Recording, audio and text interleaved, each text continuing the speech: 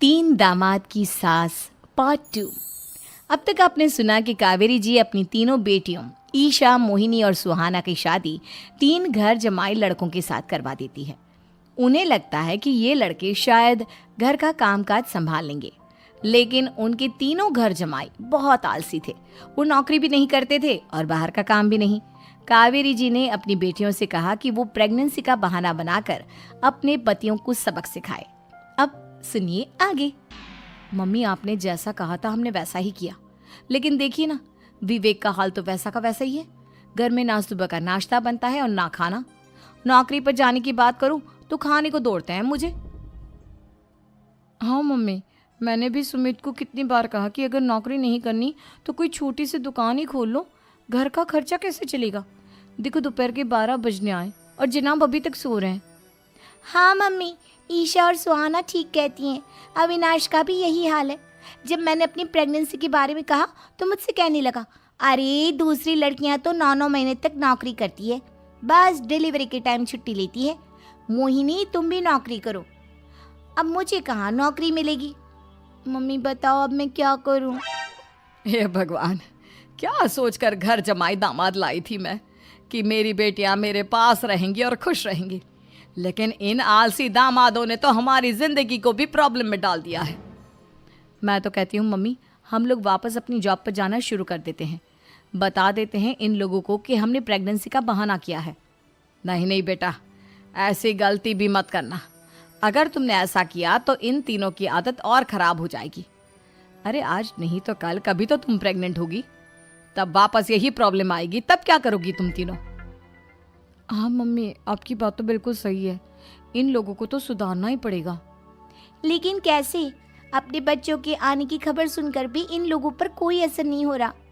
पैसे कमाने के लिए घर से बाहर निकलना ही नहीं चाहते ये तीनों। अब मेरे दिमाग में एक प्लान आया है। तुम तीनों चिंता मत करो, उन तीनों को बुलाओ, फिर मैं बात करती हूँ। थोड़ी देर बाद कावेरी जी अपने तीनों दामादों को सामने बुलाकर अपनी बात कहना शुरू करती हैं। अविनाश, सुमित और विवेक, देखो बेटा, मैं ना तुम तीनों से बड़ा प्यार करती हूँ, इसीलिए तो तुम्हें घर जमाई बना कर रखा है मैंने। अरे मम्मी जी, सीधे सीधे कहिए ना, क्या बात है। प्यार तो हम भी आपको बहुत करते हैं। अरे मम्मी जी, आपकी इज्जत भी बहुत करते हैं।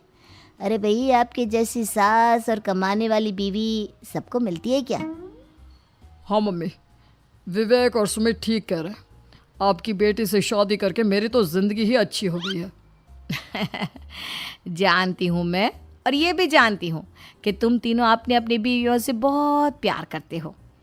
बेटा, बात ऐसी है कि हमारे कुल गुरु ने कहा है कि प्रेग्नेंट होने के बाद मेरी तीनों बेटियां शुरू के 4 महीने हमारे गांव में जाकर रहेगी, जहां मेरे चाचा जी रहते हैं। अरे लेकिन क्यों मम्मी, गांव में जाकर रहने की क्या ज़रूरत है इन तीनों को। वो क्या है ना बेटा, हमारे परिवार को एक श्राप है। अगर मेरी बेटियों ने यहाँ पर बच्चा पैदा करने की कोशिश की तो उनके बच्चों को कुछ भी हो सकता है। इसलिए अब से लेकर 4 महीने पूरे होने तक इन्हें गांव वाले घर में रहना पड़ेगा। हाँ तो इसमें प्रॉब्लम क्या है मम्मी जी? हम भी वहाँ जाकर रहेंगे, पिकनिक मनाएंगे। अरे भाई, बीवी जहाँ हम भी वहाँ। हाँ यार, आइडिया तो बहुत अच्छा है। शहर की ज़िंदगी में रह रहकर परेशान हो चुके हैं, अब कुछ दिन गांव में बिताएंगे। तुम लोग समझने की कोशिश क्यों नहीं करते। तुम में से कोई भी वहाँ नहीं जा सकता, और मैं यहाँ रहूँगी ना तुम तीनों के साथ। 4 महीने की तो बात है, उसके बाद ये तीनों ही लौट कर आ जाएंगी। ठीक है मम्मी जी, अब हमारे बच्चों का सवाल है तो ये तो करना ही पड़ेगा। कावेरी अपनी तीनों बेटियों को कुछ दिन के लिए घर से बाहर कहीं दूसरे शहर में रहने के लिए भेज देती है। कुछ दिनों के बाद, अरे मम्मी जी, बहुत दिन से पिज्ज़ा नहीं खाया, मंगवाइए ना। क्या बताऊं बेटा, पहले तो बेटियां खर्चा दे देती थी क्योंकि उनकी नौकरी थी, लेकिन अब तो मेरे पास पैसे ही नहीं बचे। थोड़े बहुत पैसे हैं जो बच्चों की डिलीवरी में काम आएंगे। लेकिन मम्मी जी, आपकी बेटियों को वापस आने में तो अभी बहुत वक्त बाकी है। वही सोच सोच कर परेशान हो रही हूँ। सोच रही हूँ कल से दूध भी बंद करवा देती हूँ। अब दूध वाले को देने के लिए पैसे भी तो नहीं है ना। अरे नहीं नहीं मम्मी जी, अगर दूध भी बंद करवा दोगी तो मुझे चाय कहाँ से मिलेगी, और चाय के बिना मैं तो मर ही जाऊंगा।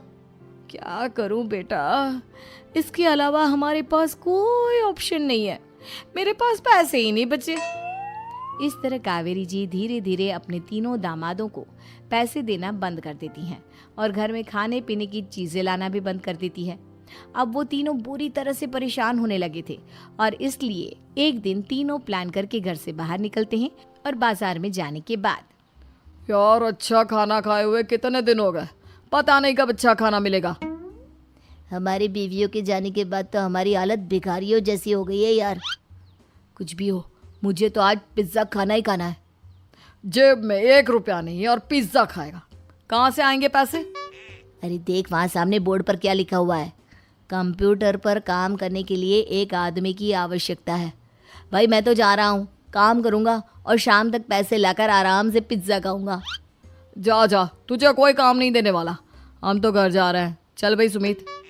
सुमित और अविनाश वहाँ से चले जाते हैं और विवेक उस कंप्यूटर शॉप पर सारा दिन काम करके 5,000 रुपये कमा कर घर लौट कर आता है और अपने खाने के लिए अच्छी अच्छी चीज़ें भी लेकर आता है। ये देखकर विवेक और सुमित के दिल में भी कुछ पैसे कमाने की इच्छा जागती है। अरे सुबह सुबह कहाँ चल दिए तुम? मम्मी जी एक बहुत अच्छी जगह मिली है, कंप्यूटर पर काम करने के 5,000 मिले थे कल मुझे। अगर रोज़ काम करूँगा तो पूरे 40,000 की तनख्वाह। अरे वाह, ये तो बहुत अच्छी बात है दामाद जी, आपको जाना ही चाहिए। सुमित और अविनाश विवेक को इस तरह तरक्की करते देखकर परेशान हो जाते हैं और वो दोनों भी काम की तलाश में निकल पड़ते हैं। धीरे धीरे उन दोनों को भी काम मिल जाता है। अब कावेरी के तीनों दामाद छोटी मोटी नौकरी करके अच्छा पैसा कमाने लगे थे। एक दिन कावेरी उन्हें अपने पास बुलाती हैं। अरे वाह, विवेक 40,000 कमा लेता है, अविनाश 60,000 और सुमित तुम भी 40,000 के आसपास कमा ही लेते हो। कुल मिलाकर तुम अच्छे खासे पैसे कमा रहे हो बेटा। हाँ मम्मी जी, बहुत मज़ा आता है जब महीने के एंड में मोटी रकम हाथ में आती है।